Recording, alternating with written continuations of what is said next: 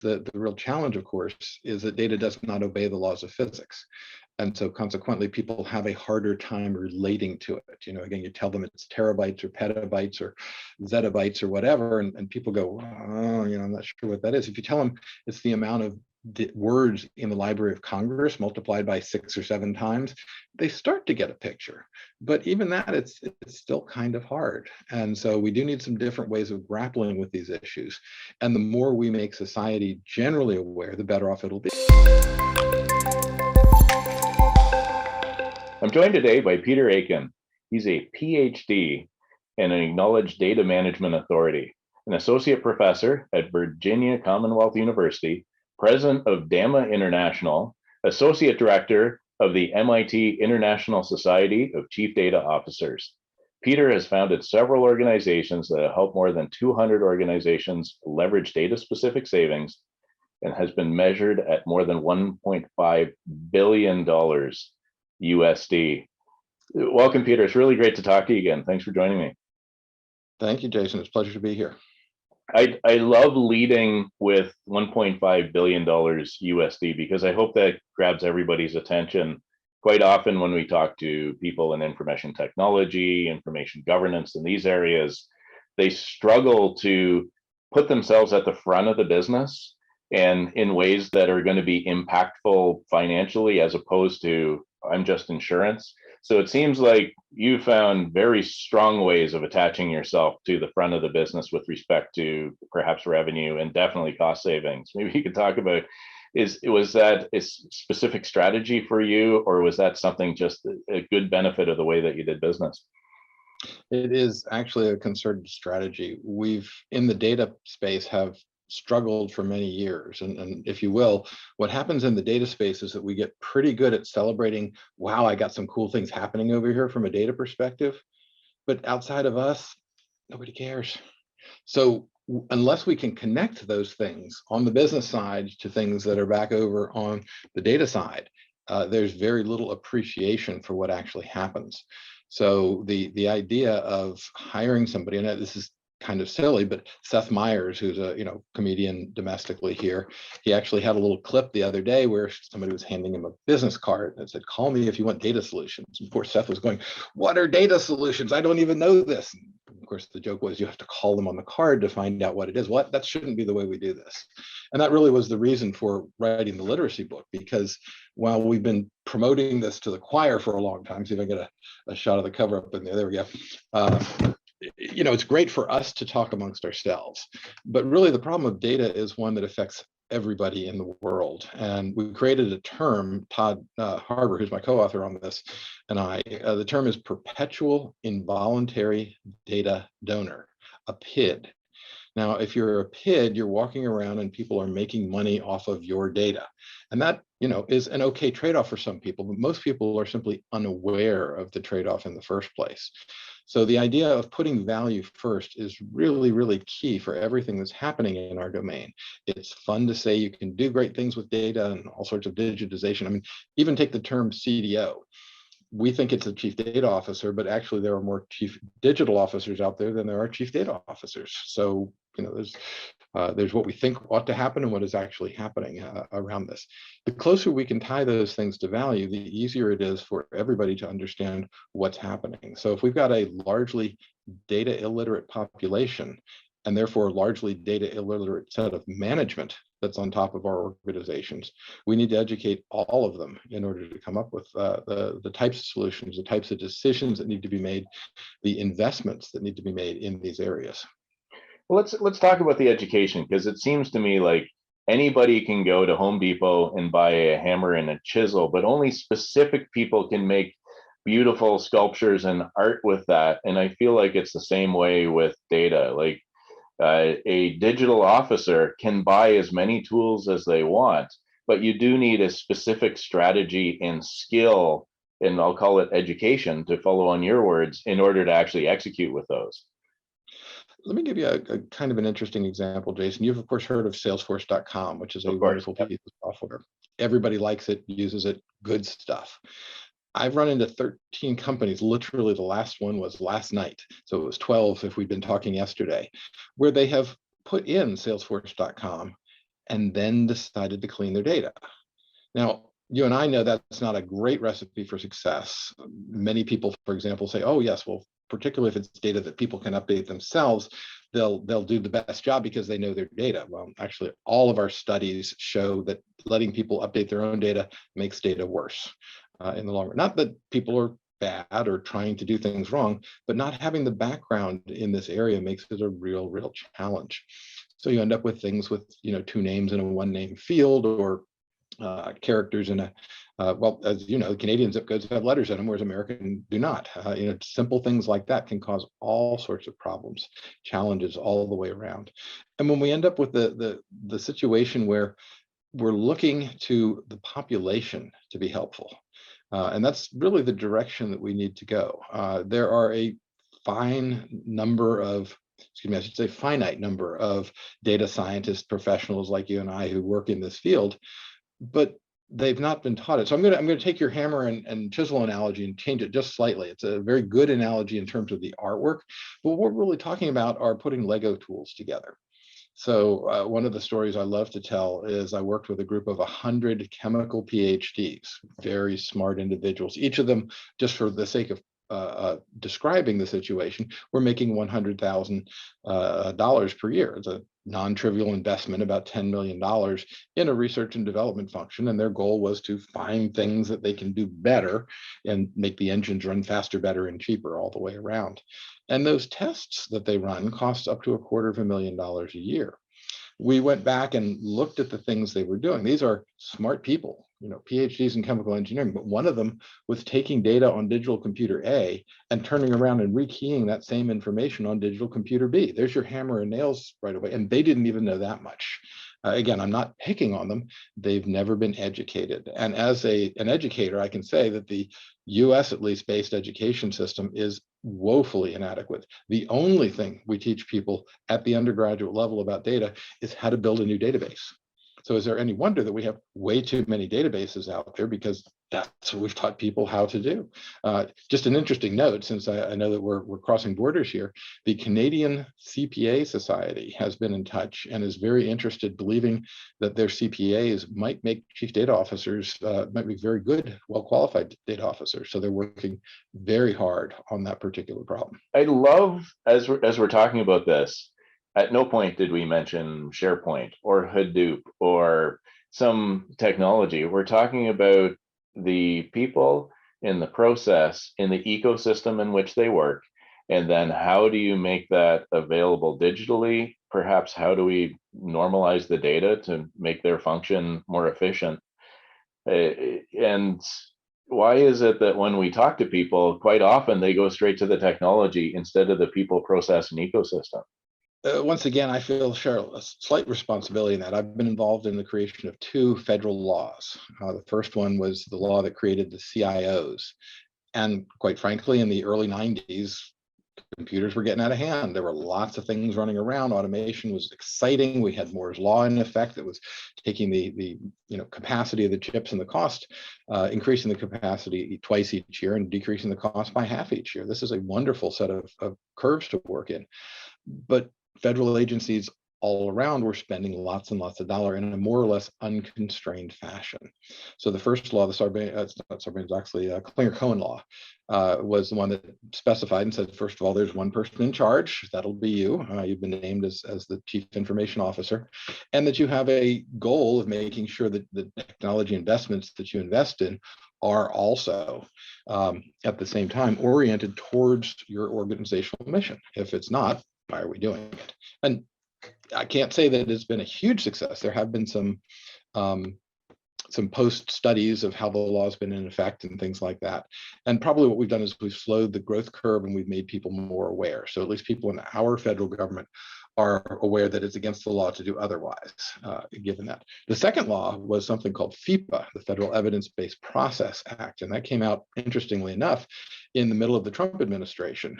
So probably the most unscientific administration we've ever had in the States here actually passed a very nice scientific law mandating now that we know a little bit more about the process, we now need to separate the technology from the asset that the technology manages.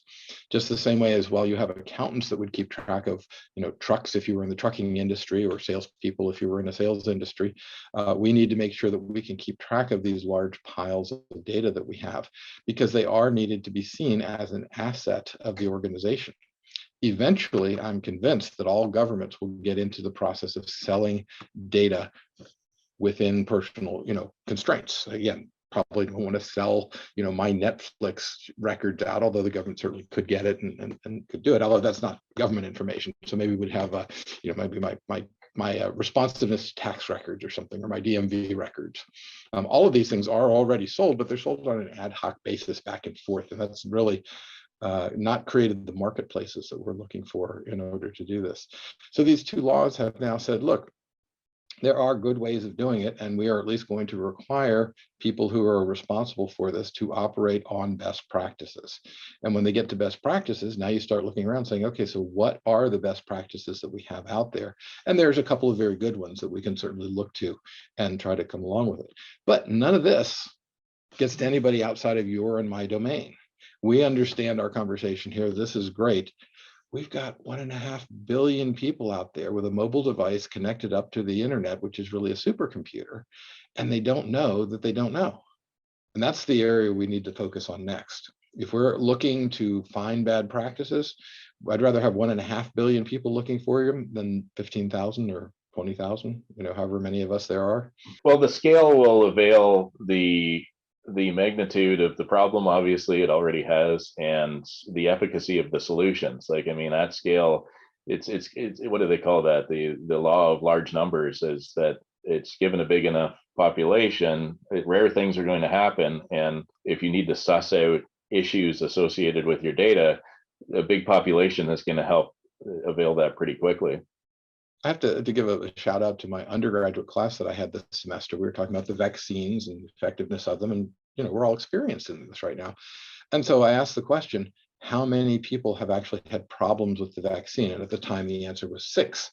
And then we said, okay, so what does that as a percentage? Well, that's a 0.0001% of the population that's having trouble with them. If my undergraduates can get this, we can actually try to get to the point where the rest of the world can understand this as well. As a spectator to the American scene, I don't want to be a big indictment of an education system, but I will say it's not human nature to understand, like going back to Bernoulli and in those kind of principles. We do a really bad job of figuring out the numerator and denominator of things. We act on emotion instead of that. And I love the idea of the evidence-based decision making. And maybe you could explore a little bit more why this is novel. I think we know, but why is this a novel concept that you start with the data and then work it backwards to conclusions, rather than start with an intended conclusion and then try to find data that supports it? Of course, this gets into Daniel Kahneman and his Think Fast, Think Slow book. We are all biased in many, many different forms. There's nothing wrong with being biased, but being aware of our biases is the part that allows us to overcome that predestination, that predefined outcome that we have. So the way the law is written, it says that if you're going to, let's say that you're working for the Department of Education and you decide that school type A is better than school type B, whatever those happen to be, it is now against the law in the United States to make a policy decision changing from one side to the other unless you first specify the piles of data that you're going to be looking at a priori and the model that you're going to use to put that data in, so that the decision-making process is open and transparent to everybody. And it's a wonderful law. I'm not sure most of the people who are involved in it at this point understand it. The law also had some things in there that said, by the way, you can't have a CIO that serves the same role as a chief data officer. Those functions need to be separated, at least in the federal government by law. We've now got a wonderful experiment where 1/3 of our economy is going to be governed that way, and we'll see what happens. I was at a data governance conference in San Diego last week, our big annual data governance and information quality conference. And we asked the audience, how many are involved in data governance in their organizations? And the most popular answer was 1. An army In the of federal one. government, Yep. they're now looking at multiple people at teams. So we may actually have a situation where the federal government is able to do better than the private sector and lead the way in these areas. What is our level of readiness for this? It completely makes sense, but from a technology and an industry perspective, are we ready to start merging these concepts, or is there a lot of work to be done there yet? There's work to be done, and that's again the rationale for a broadly based book on data literacy. One of the things that you'll see if you go out and Google a couple of phrases, if you say, for example, data is the new oil, you'll see over 5 million hits. By the way, I think that's a really poor way to describe data because that's only a push function. You only use oil. You don't tend to plan to reuse oil. Data, of course, we want to plan to reuse it, and that requires a completely different supporting infrastructure. So I like to take the idea of somebody saying, let's call this the new oil and say, let's call it the new soil. Now, Very one clever. doesn't just in gardens go around and fling seeds around and hope that good things happen as a result of this. Instead, you carefully prepare the bed. And the other part of it that's different is that you don't plant things on Monday and hope that you can eat them on Friday. It takes time, it takes effort. There's a concerted focus around that. And this way, just by changing conversation slightly, you know, in the oil mentality, all I have to do is get more data. And there's a whole industry that's focused on it. It's called surveillance capitalism. You wonder why the Sleep Number Bed company would want to connect your data to the internet. And of course, the answer to that is, well, if you don't read the fine print, and nobody does, let's be very frank, I don't read them, you don't read them. And by the way, we can also say, don't even bother. There is no point in reading those because virtually 100% of them say, we will share your data with X, Y, and Z and others. As soon as you say others, you can stop reading because there's no way that you can have any knowledge or make any informed decisions. But let's go back to Sleep Number Bed. Why would you want Sleep Number Bed to be having information about the number of people who are occupying your bed, the time of day, the amount of liquid that was potentially produced in that? I mean, we're getting into some gross areas here, right? And potentially and hugely invasive. Scientifically interesting, but it's certainly not the business of a for-profit company who's just trying to sell you more. Like maybe. Yeah. Well, and let's go back in. Let's just say that a company, we'll call them banana instead of another fruit, was able to assure you that if they got that information, they can actually improve your sleep experience by that. Well, that's a promise, and you know, maybe it'll help people down the road, kind of a thing. But if you had faith in that company, not taking it and saying, well, this specifically is Jason Cassidy's data, but if it's aggregated appropriately and anonymized in a fashion and you could help, then I would be much more likely to share the information and work within that. And luckily, there are some companies that are working out there in the area of diabetes. There's another one with Parkinson's, which has to do with, shaking and a lack of motor control. And they can now measure this. They used to measure it by a doctor observing somebody walk, and they would grade them on a 1 to 4 scale. Now with this digital machinery that we have, they can actually very precisely calibrate what's going on and catch Parkinson's onset a lot earlier as a result of exactly that type of a process. So there are models that can be done. They are not known. And if you don't even know the existence of it, you'll never go looking for the alternative. Yeah, I like that approach. And it kind of reminds me of when I was talking to Ann Kavukian with privacy by design, the idea that you need to start with, how is this going to drive more positive brand awareness with my company? It could drive more revenue when people have a great deal of trust. Like, I'll invest anywhere where I have trust. And I'm even willing to give up my data where I have trust. But where it's ambiguous, for me, it's a hard stop. And for others, I know that they kind of don't care, so they'll just let it go. But I have a feeling that most people are just going to wind it back because there is very little trust in industry right now. Take another example. Whatever rectangle you happen to carry around with you, you might ask the question, are we allowed to share data? Well, they are now giving you 2 choices. 1, while I'm using the app, or 2, all the time. But even while I'm using the app, we found one app that collected data, location data on an individual 14,000 times a day. That's an enormous number. If nothing else, your battery is going to run down faster. So that's the practical nature of it. But why on earth would somebody need to know 14,000 times?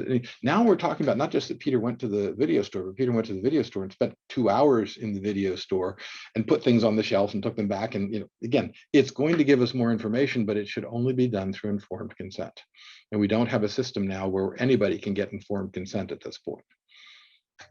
What would you say? Because I mean, you're an educator, a researcher, these things. What would you say to people that just say, well, that's too hard. Industry has to keep going. You're going to cost us money. Like, it's clearly you're saving people money. Clearly you're affecting the front of the business. But I do hear this idea of, well, that's too hard. We can't have legislation like that. Not yet.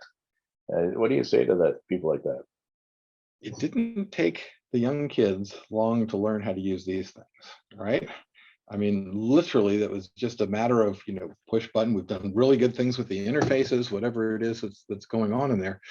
If we start off young. So one of the things we did in the book was to say, again, everybody wants to be more data literate. What does that mean? Okay, well, the proper definition from Wikipedia is learning how to manage and use data and thinking of it and all these things, but it's a very subjective definition. What we did is said there are some very specific objective characteristics of people. One of them is people are children. Okay. Now, again, subset of all people are the people that are under the age of 18 or whatever the level of consent is in your respective domain. Okay. We can't force parents to do things, but we can encourage parents and say, if you're going to give the individual access to the internet, there are some conversations that probably ought to take place. Second level up from that is an adult. When one reaches the age of majority in one's respective country, one assumes additional responsibilities that do not accrue to children. So there's a great one. Once again, we can't do anything about it, but we can put societal pressure on it. Again, if you had a colleague who was forever getting hacked and you get all those messages that say, hey, I don't think this is from you, but it looks like it's from your email address. And eventually you're going to block that individual if they don't get control over what's going on there. And I think the same thing will happen in society. But where we can start to exert control is knowledge workers. Now, my definition of a knowledge worker is somebody who works with data. And so consequently, they need to know more about data. And when organizations are faced with two individuals who are similar otherwise in characteristics, pick the one that's more knowledgeable about data, and you're going to raise the base level of literacy in your organization all the way around. I'm pretty sure that within 5 years, HR will be screening for that the same way they currently screen for other certain characteristics. Yesterday, I was talking to Todd Chernikoff that was saying something very similar to this, saying, we give people really firm definitions of what their data are, really firm definitions of what it then means to be information, definitionally to be what it means to be knowledge. And then it makes it easier for people to understand their responsibility and understand their roles with respect to data, because data seems so esoteric to begin with, but to really codify it definitionally is a wonderful place to start. Was that by accident that you found that, or is that very calculated? Very calculated in that sense, because the real challenge, of course, is that data does not obey the laws of physics. And so consequently, people have a harder time relating to it. Again, you tell them it's terabytes or petabytes or zettabytes or whatever, and people go, oh, I'm not sure what that is. If you tell them it's the amount of words in the Library of Congress multiplied by 6 or 7 times, they start to get a picture. But even that, it's still kind of hard. And so we do need some different ways of grappling with these issues. And the more we make society generally aware, the better off it'll be. We don't want to leave this to some sort of, priesthood that says, we'll take care of it all. Don't you worry about a thing. People forget that in order to have an individual freedom, all of a sudden now you have societal contract that we need to agree on in order for us to interact and behave. But it feels like a lot of people are more than happy to just abandon the societal contract, but they want the freedom. So it seems like as a gateway to data literacy, we need to at least agree on the social contract, regardless of whether it's law or not. We need to at least agree on what's important to us. Is that true? I think it's a very good model for it. Again, if you had in our country, 16-year-old is the age that you get to drive a car. So, hey kid, here's a Tesla fob. It just happened to snow outside, but good luck, not a good idea. And these consequences in this case can be significantly worse than dying in an automobile accident. And if anything, we've put probably too much emphasis on the technology, the promise of technology. There were a number of articles when we started this big data thing about 10 years ago.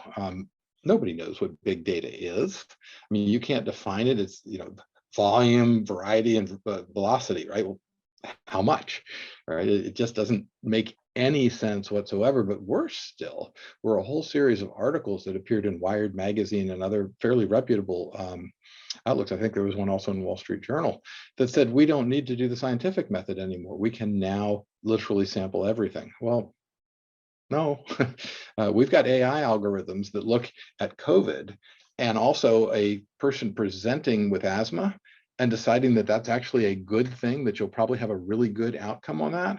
Now, the reason was because the AI learned that people who present at the emergency room with asthma and COVID generally have good outcomes. But the reason for that is because when somebody shows up at the emergency room and says, I have asthma, the doctor says, you need to go straight into intensive care. And they usually will survive that particular piece, but they learned the wrong rule. And if we just let the systems learn the wrong rules, we are having all sorts of problems.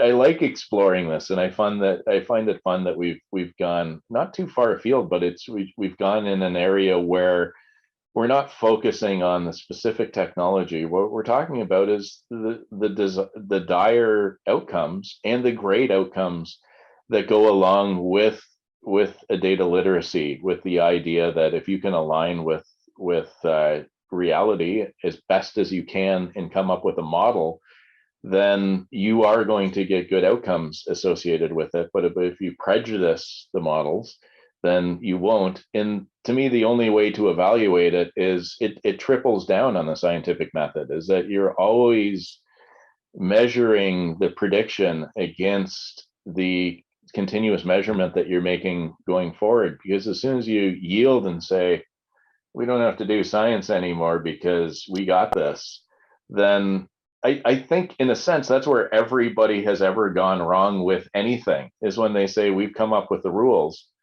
and let's just let the plates spin on their own and walk away. Eventually they crash, because quite frankly, you always need to be touching them. You always need to be carefully making sure that they're actually still relevant and still active in the same way. So is that just Jason, a weird desire that humans have to say we finally got it right? No. Everybody wants a solution, and technology advertises itself as we have a solution. The challenge is, of course, they do have solutions to certain types of problems, but those problems represent only 1/5 of the types of problems that we are dealing with in this.